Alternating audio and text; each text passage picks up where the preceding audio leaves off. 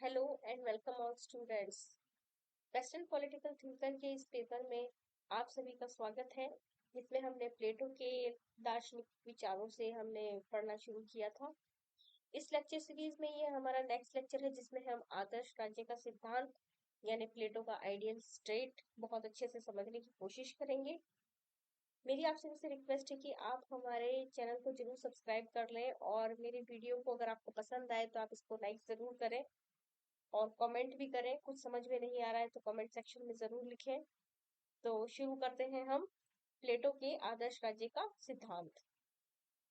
बच्चों, प्लेटो ने अपने आदर्श राज्य का जो सिद्धांत दिया वह अपनी बहुत ही फेमस रचना थी उनकी रिपब्लिक। उसमें उन्होंने बिल्कुल सेंटर पॉइंट रखा कि कैसे एक आदर्श राज्य का निर्माण किया जा सकता है, कैसे एक आइडियल स्टेट बन सकता है।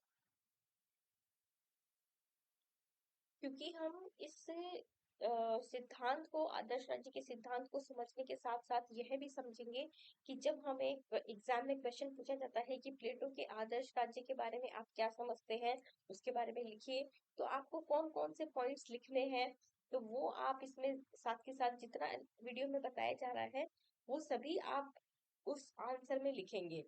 तो अगर क्वेश्चन आपसे पूछा जा रहा है कि प्लेटो के आदर्श राज्य के बारे में लिखिए या समझाइए, तो आपको यहाँ से शुरू करना है कि प्लेटो का आदर्श राज्य है क्या। तो आप सबसे पहले शुरू करेंगे कि आदर्श राज्य का प्लेटो ने क्या आधार बताया और उसके आधार स्तंभ क्या बताए। तो जैसे कि हमने प्लेटो का न्याय सिद्धांत पिछले लेक्चर में पढ़ा है कि प्लेटो का न्याय सिद्धांत क्या था, तो वह न्याय ही है जो इनके आदर्श राज्य का मुख्य आधार है। फिर इस आदर्श राज्य के दो स्तंभ है, शिक्षा की योजना और साम्यवाद, यानी इन दो स्तंभों पर ही प्लेटो का आदर्श राज्य खड़ा हुआ है। और प्लेटो अपने आदर्श राज्य के बारे में कहते हैं कि जो राज्य है वह व्यक्ति के ही विराट रूप की अभिव्यक्ति है। यानी जैसा एक व्यक्ति होगा वैसा ही राज्य होगा। जैसे एक व्यक्ति का मस्तिष्क होता है, भुजाएं होती हैं, उसका पेट होता है, वैसे ही एक राज्य में भी अ, दार्शनिक वर्ग होता है, शासक वर्ग होता है, सैनिक वर्ग होता है और उत्पादक वर्ग होता है। तो राज्य ही व्यक्ति का ही विराट रूप है। तो इस तरीके से व्यक्ति और राज्य को एक जैसा माना है और व्यक्ति और राज्य के बीच में एक संबंध स्थापित करते हैं। और इस संबंध स्थापित करते हुए प्लेटो कहते हैं कि राज्य वृक्ष चट्टानों से पैदा नहीं होते, किंतु उन व्यक्तियों के चरित्र से निर्मित होते हैं जो उनमें रहते हैं। तो इसीलिए प्रोफेसर बारकर प्लेटो के आदर्श राज्य के बारे में कहते हैं कि राज्य की चेतना ठीक उसके सदस्यों की चेतना है। ठीक है, तो आप इसको ऐसे समझिए कि प्लेटो का जो आदर्श राज्य है वह व्यक्ति का ही बड़ा रूप है और अच्छे व्यक्तिगत जीवन के आधार पे एक अच्छी राजनीतिक इकाई का निर्माण हो सकता है और एक अच्छे राज्य में ही अच्छे व्यक्ति का निर्माण संभव है, ऐसा प्लेटो का मानना था। उसके बाद हम नेक्स्ट आगे बढ़ते हैं। प्लेटो के आदर्श राज्य की उत्पत्ति। आपको दूसरा पॉइंट अपने आंसर का ये लिखना है कि प्लेटो के आदर्श राज्य की उत्पत्ति कैसे हुई, यानी वे इसके विकास के चरण बताते हैं। तो राज्य की उत्पत्ति का जो आधार प्लेटो बताते हैं, वे बताते हैं कि एक आर्थिक आवश्यकता, यानी जब भी हमको किसी भी चीज के आर्थिक जो भी हमारे जीवन की आवश्यकताएं होती है वह किसी न किसी रूप से अर्थ से जुड़ी रहती है, वह भौतिक होती है।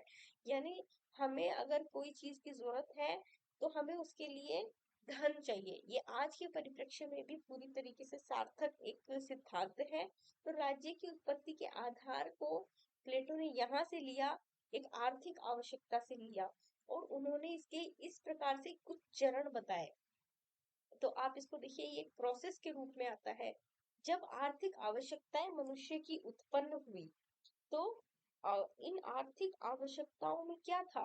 प्रोफेसर बारकर कहते हैं कि भोजन, उष्णता, प्रश्य की इच्छाएं, इनके सामान्य प्रयास के अभाव में जब हम इसको पूरी नहीं कर पाते हैं तो इनकी पूर्ति के लिए हमें अन्य व्यक्तियों के सहयोग और विनिमय की आवश्यकता पड़ती है।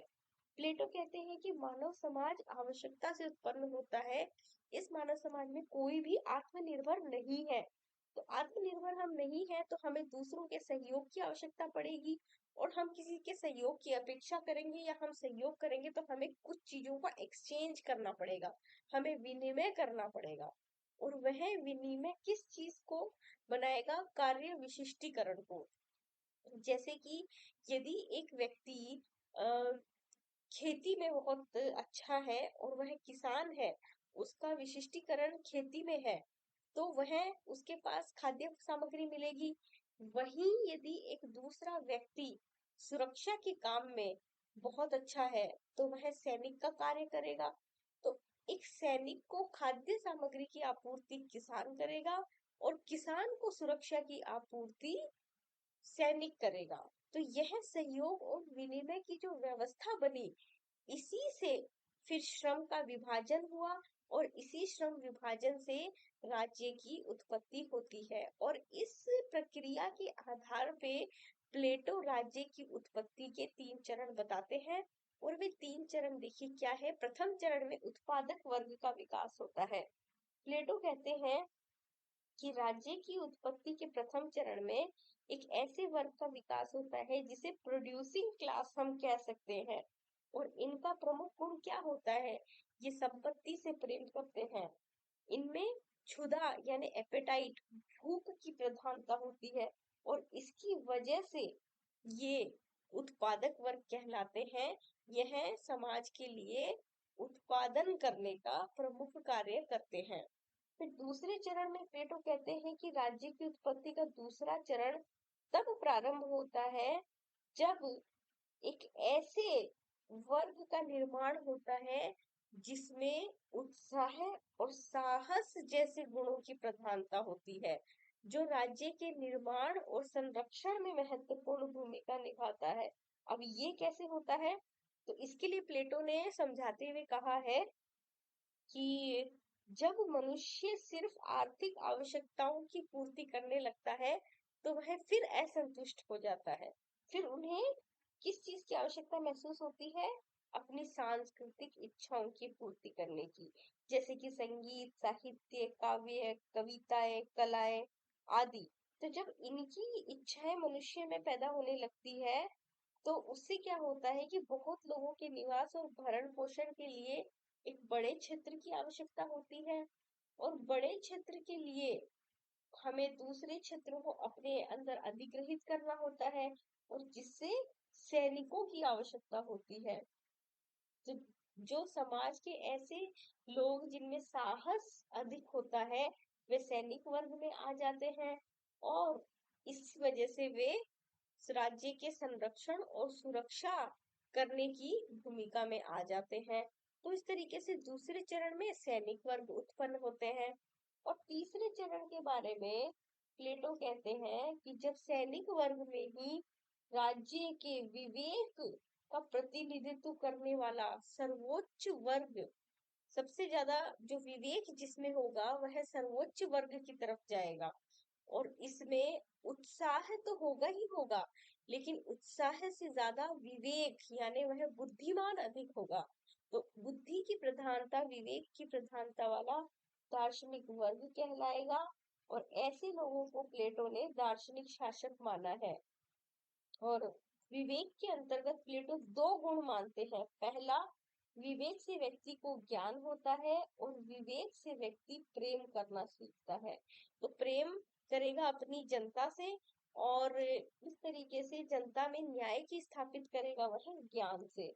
तो इस प्रकार प्लेटो कहते हैं कि राज्य की 3 मूलभूत आवश्यकताएं, राज्य की जो 3 मूलभूत आवश्यकताएं हैं, उत्पादन, रक्षा और शासन, इसकी पूर्ति के लिए क्षुधा, साहस और विवेक जैसे गुणों के आधार पर उत्पादक, सैनिक और दार्शनिक वर्ग, ये 3 वर्ग पैदा होते हैं। इनको कहा जाता है राज्य के निर्माणक 3 वर्ग हैं। और राज्य के इन तीनों वर्गों को अपने गुणों के अनुरूप कार्य करने चाहिए। और आदर्श राज्य की जो प्रमुख विशेषता है, कार्य विभाजन का सिद्धांत है। यानी जो उत्पादन करेगा वह उत्पादक वर्ग में होगा, जो रक्षा करेगा वह सैनिक वर्ग में होगा, जो शासन के कार्य करेगा वह दार्शनिक वर्ग में होगा। तो इस तरीके से जो कार्य विभाजन का सिद्धांत प्लेटो देते हैं वह इनके आदर्श राज्य के प्रमुख आधार कहलाते हैं।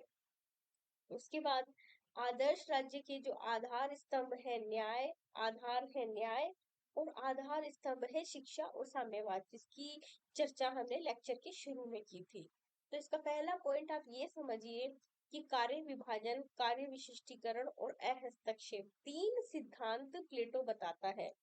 कार्य विभाजन यानी अभी हमने पीछे जो देखा कि समाज के तीन वर्ग हैं, तीनों का अलग अलग कार्य है, उनको अपने कार्य में ही रहना चाहिए। उसके बाद विशिष्टीकरण, उनको अपने कार्य में एक विशेष प्रकार का एक कहते हैं कुशलता अर्जित करनी चाहिए, जो जिस कार्य को कर रहा है उसमें विशिष्टता अर्जित करे। और अहस्तक्षेप मतलब एक वर्ग के लोग दूसरे वर्ग के कार्यों में हस्तक्षेप ना करें। ये तीन सिद्धांत यदि पालन होंगे तो राज्य में न्याय की स्थापना होती है, ऐसा प्लेटो का मानना है। और ऐसा प्लेटो के आदर्श राज्य में होगा। कार्य का विभाजन होगा, कार्य विशिष्टीकरण होगा और अहस्तक्षेप होगा और प्रत्येक व्यक्ति अपने अपने कर्तव्यों का निर्वहन करेगा। और फिर इस न्याय के बाद आधार स्तंभ शिक्षा के बारे में प्लेटो कहते हैं कि शिक्षा से व्यक्ति को विशेष कार्य का प्रशिक्षण मिलेगा और वह प्रशिक्षण से क्या होगा, उसकी आत्मा का जो गुण उसमें निहित है उसकी योग्यता को बाहर लाया जाएगा, जिससे शरीर और मस्तिष्क दोनों का विकास होगा और उत्तम नागरिकों का निर्माण होगा तथा राज्य को एक योग्य और ज्ञानी दार्शनिक राजा मिल सकेगा। यानी यह एक शिक्षा व्यवस्था ही है जिससे समाज को उसके सारे वर्ग और कार्य करने वाले सैनिक और दार्शनिक वर्ग प्राप्त होंगे। और फिर साम्यवाद की बात करते हुए प्लेटो कहते हैं कि शासक और सैनिकों को संपत्ति तथा परिवार के मोह से मुक्त कर देना साम्यवाद है। और ऐसा करने से क्या होगा, ऐसा ऐसा करने से प्लेटो के आदर्श राज्य का सफल निर्माण कार्य कुशलता, क्षमता और स्वार्थहीनता तथा राज्य के प्रति सैनिकों और दार्शनिक वर्ग की अम, आस्था पर ही आधारित था। तो यह आस्था तभी पूरी होगी जब संरक्षक वर्ग के पास न तो संपत्ति होगी और ना ही परिवार। तो जब उनके पास कोई इस प्रकार का कारण ही नहीं होगा कि वह अपने लक्ष्य से भटक सके या किसी और चीज के बारे में सोच सके न्याय के अलावा, तो फिर वो उनके पास केवल और केवल न्याय ही करने का एकमात्र कार्य रह जाएगा। तो आदर्श राज्य में प्लेटो राज्य की राजनीतिक तथा आर्थिक शक्ति का एक ही हाथों में आ जाना वांछनीय नहीं समझता है। वह कहता है कि ये दोनों शक्तियां अलग अलग हाथों में होनी चाहिए। उसके बाद प्लेटो के आदर्श राज्य का नेतृत्व जो है वह एक दार्शनिक राजा करेगा। और आदर्श राज्य की जो बागडोर है वह शिक्षित, सुसंस्कृत, साहसी, संयमी, ज्ञानी और निर्लोभी दार्शनिक राजा के पास होगा। और प्लेटो यह मानते हैं कि राजा राज्य के कल्याण के साथ वह अपना कल्याण एवं राज्य के अहित के साथ अपना अहित जुड़ा हुआ मानेगा, वही दार्शनिक राजा कहलाएगा और वही अच्छे से आदर्श राज्य को नेतृत्व प्रदान करेगा। वह हर प्रकार के लोभ से दूर रहेगा क्योंकि वह साम्यवाद का पालन करेगा, तो उसको किसी तरीके का लोभ होगा ही नहीं। और इस तरीके से दार्शनिक राजा सर्वज्ञ, सर्वद्रष्टा, विवेकशील और राज्य में न्याय की स्थापना करने वाला होगा और विवेक बुद्धि के सर्वोच्च गुणों को समाहित करने वाला और शिक्षा व्यवस्था में आगे पहुंचने वाला वह राज्य करने योग्य होगा। तो दार्शनिक राजा की ये सब विशेषताएं बताते हुए प्लेटो बताते हैं कि उनके आदर्श राज्य का नेतृत्व केवल और केवल विवेकशील, बुद्धिमान दार्शनिक राजा के पास ही होना चाहिए। उसके बाद प्लेटो के आदर्श राज्य की अवधारणा का आलोचनात्मक मूल्यांकन लिखना चाहिए। किसी भी प्रश्न में आपको सिद्धांत लिखने के बाद उसका आलोचनात्मक मूल्यांकन करना बहुत जरूरी है, जिसमें आप लिखेंगे कि प्लेटो के जो कुछ कटु आलोचक हैं वे है डनिंग, पॉपर, रसेल आदि। तो डनिंग तो साफ साफ कहते हैं कि इनका आदर्श राज्य बिल्कुल अव्यवहारिक है। पॉपर कहते हैं कि इन्होंने आदर्श राज्य का निर्माण इस प्रकार किया है कि उसकी वेदी पर व्यक्ति को राज्य के परिप्रेक्ष्य में केवल और केवल एक साधन मान लिया गया है। और इस प्रकार पहला पॉइंट है कि आदर्श राज्य एक कपोल कल्पना मात्र है। तो प्लेटो के आदर्श राज्य को पूरी तरीके से अव्यवहारिक मानते हुए उसे यूटोपिया कहकर पुकारते हैं कुछ लोग। तो इसे केवल कल्पना का मात्र कहा जाता है। फिर इसमें स्वतंत्रता को कोई स्थान नहीं दिया गया है। प्लेटो का आदर्श राज्य व्यक्तियों को आवश्यक स्वतंत्रता प्रदान नहीं कर रहा है, वह नियंत्रणकारी है। इसमें व्यक्ति की सभी प्रवृत्तियों का विकास नहीं हो पाता। और एक सर्वाधिकारवादी राज्य को प्लेटो बल देते हुए नजर आते हैं। तो उत्पादक, फिर उत्पादक वर्ग जो है वह उत्पादक वर्ग में रहेगा, जो सैनिक वर्ग है सैनिक वर्ग में रहेगा, दार्शनिक है दार्शनिक। तो इस तरीके से इसमें व्यक्ति की अपनी कोई स्वतंत्रता नहीं दिखाई पड़ती है। तीसरा पॉइंट है कि उत्पादक वर्ग को समाज में, यहाँ समझ की जगह समाज में अपेक्षित स्थान, उपेक्षित स्थान मिला है, इसको ठीक कर लीजिएगा। उत्पादक वर्ग को समाज में उपेक्षित स्थान मिला है, मतलब उपेक्षा की गई है। तो प्लेटो के आदर्श राज्य की एक आलोचना यह है कि इसमें उत्पादक वर्ग की उपेक्षा है और अन्य दोनों वर्गों के समान न तो इसके लिए शिक्षा की व्यवस्था है और न ही सामाजिक ढांचे में उसके लिए कोई सम्मान की व्यवस्था है। तो यह एक उपेक्षित स्थान माना जाता है। शासक वर्ग की सत्ता निरंकुश है। प्लेटो के आदर्श राज्य में कानून और नियमों का अभाव है। दार्शनिक राजा को निरंकुश सत्ता सौंप दी गई है। तो अगर दार्शनिक राजा थोड़ा भी अपने विवेक का प्रयोग नहीं करेगा और कैसे भी कानून लाएगा बनाएगा और शासन करेगा, तो इस आधार पे प्लेटो के इस राज्य को बारकर कहते हैं कि ये प्रबुद्ध निरंकुशवाद को लेकर आते हैं। बारकर इनके आदर्श राज्य के सिद्धांत को प्रबुद्ध निरंकुशवाद भी कहते हैं। अगली इसकी आलोचना यह है कि व्यक्ति और राज्य के बीच अत्यधिक समानता को बल देता है। अपने आदर्श राज्य में प्लेटो ने व्यक्ति और राज्य की जिस मात्रा में समानता को बताया है वह वास्तव में बिल्कुल भी वैसी नहीं है। इसी समानता को मानकर प्लेटो कहते हैं कि जैसे मानव प्रकृति के 3 गुण हैं, विवेक, उत्साह और सुधा, और वैसे ही राजनीतिक समुदाय के भी 3 गुण हैं जिसमें दार्शनिक, सैनिक और उत्पादक वर्ग होते हैं, जबकि ऐसा नहीं है। वास्तव में राज्य में और भी बहुत से वर्ग पाए जाते हैं, नागरिक समाज पाया जाता है, बहुत सारे दल पाए जाते हैं। तो उनका स्थान कहाँ रखेंगे प्लेटो, तो वह थोड़ा सा स्पष्ट नहीं है। तो इस प्रकार प्लेटो के आदर्श राज्य की आलोचना करने के बाद हमें लगता है कि प्लेटो का आदर्श राज्य काल्पनिक अवश्य है, लेकिन ऐसा उन्होंने इसलिए किया कि कहीं ना कहीं वे सत्य के विचार को एक वैज्ञानिक आधार देना चाहते थे। प्लेटो जो है वह श्रेष्ठ राज्य के निर्माण के लिए एक आवश्यक स्थितियों के विश्लेषण करने के लिए उन्होंने आदर्श राज्य की कल्पना की कि एक श्रेष्ठ राज्य कैसा होना चाहिए। और प्लेटो का जो आदर्श राज्य है वह कम से कम एक मार्गदर्शक का काम अवश्य करता है। और कहा जाता है कि प्रकाश स्तंभ के रूप में राज्यों की नौका खेने वाले नाविकों का मार्गदर्शन अवश्य करता है। यह सत्य है कि किसी भी आदर्श की पूरी तरीके से प्राप्ति नहीं की जा सकती, लेकिन फिर भी एक आदर्श होने पर उसके लिए प्रयास जरूर किया जा सकता है। तो ये था प्लेटो का आदर्श राज्य की अवधारणा का अर्थ और इसकी आलोचना और उसके बाद में इसका महत्व। तो प्लेटो का यह बहुत ही महत्वपूर्ण सिद्धांत है। इसको आप ध्यान से पढ़िए और वीडियो को समझ में नहीं आया तो दोबारा बार बार देखिए। और अगर कुछ भी आपको लग रहा है कि प्रॉब्लमेटिक है, समझ नहीं आ रहा है, तो आप कमेंट सेक्शन में लिखिए। और प्लेटो का आदर्श राज्य का आज का लेक्चर हम यही खत्म करते हैं।